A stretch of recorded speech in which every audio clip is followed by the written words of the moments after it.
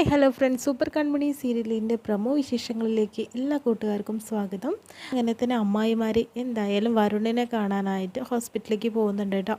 എന്നിട്ട് പറയുന്നുണ്ട്, കൺമണി വന്നു വരുണേ, ഇങ്ങനൊരു അവസ്ഥ നിനക്ക് എങ്ങനെയുണ്ടായത്? മാത്രമല്ല കൺമണി ഇവിടെ നിന്നില്ല അല്ലേ? പറഞ്ഞിട്ട് കാര്യമില്ല, കൃപയുടെ കാര്യങ്ങൾ കൺമണി തന്നെ നോക്കാൻ വേണ്ടിയിട്ടാണ് അവിടെ നിൽക്കുന്നത്. മാത്രമല്ല ചെയർമാനും എം ഡിക്കൊക്കെ കൺമണി എന്ന് വെച്ചാൽ ജീവനാണെന്നൊക്കെ പറയുന്നു. അല്ല പിന്നെ ഈ അവസ്ഥയിൽ കല്യാണം എങ്ങനെ ശരിയാവും? ഇതൊക്കെ മാറിയിട്ടില്ല ഇനി കല്യാണം കഴിക്കാനായിട്ട് പറ്റുള്ളൂ എന്നൊക്കെ അമ്മായിമാർ പറയുന്നു. അതിനുശേഷം കൃഷ്ണയും അതുപോലെ തന്നെ നമ്മുടെ കൺമണിയാണ് കാണിക്കുന്നത് കേട്ടോ. കൺമണിയോട് ആ കാര്യങ്ങളെല്ലാം പറഞ്ഞതോടുകൂടി തന്നെ കൺമണിക്ക് നല്ല വിഷമാവുന്നുണ്ട്. കൺമണി കൃഷാണെങ്കിലും കൺമണിയെ സമാധാനിപ്പിക്കുന്നൊക്കെ ഉണ്ട് കേട്ടോ. കാരണം മാനസയുടെ മുന്നിൽ വെച്ചിട്ട് കൺമണിയെ നല്ല ദേഷ്യത്തോട് സംസാരിച്ചിട്ടുണ്ടായിരുന്നു കൃഷ്.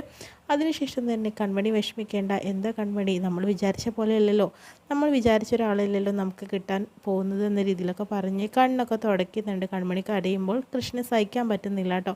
താൻ കാരണമല്ലേ ഇങ്ങനെയൊക്കെ സംഭവിച്ചത്, സാറിനും ഈ അവസ്ഥ വന്നല്ലോ എന്ന രീതിയിലൊക്കെ കൺമണി പറയുമ്പോൾ കൺമണി കരയുന്നുണ്ട്. അങ്ങനെ കൃഷ് കൺമണിയെ കണ്ണ് തുടച്ച് കൊടുക്കുന്നുണ്ട്. അങ്ങനെ കൺമണിയോട് പ്രണയം കൂടി വരിക കേട്ടോ കൃഷ്ണന് ചെയ്യുന്നത്. അതിനുശേഷം തന്നെ കോളിംഗ് ബെല്ല് അടിക്കുന്ന സമയത്ത് തന്നെ ആരാണ് നോക്കട്ടെ എന്ന് പറഞ്ഞ് പോകാൻ നിൽക്കുമ്പോൾ കൺമണി കൃഷ്ണൻ്റെ കൈ കയറി പിടിക്കുന്നുണ്ട്. സാർ പോകണ്ട എന്ന് പറയുന്നു.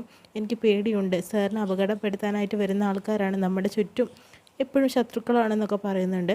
കൺമണി വിഷമിക്കേണ്ട, ജനിച്ചാൽ എപ്പോഴായാലും മരിക്കേണ്ടേ കൺമണി, അതുകൊണ്ട് കൺമണി ടെൻഷൻ അടിക്കേണ്ട, ഞാൻ ഒന്ന് പോയി നോക്കിയിട്ട് വരാം എന്നൊക്കെ പറയുന്നുണ്ട്.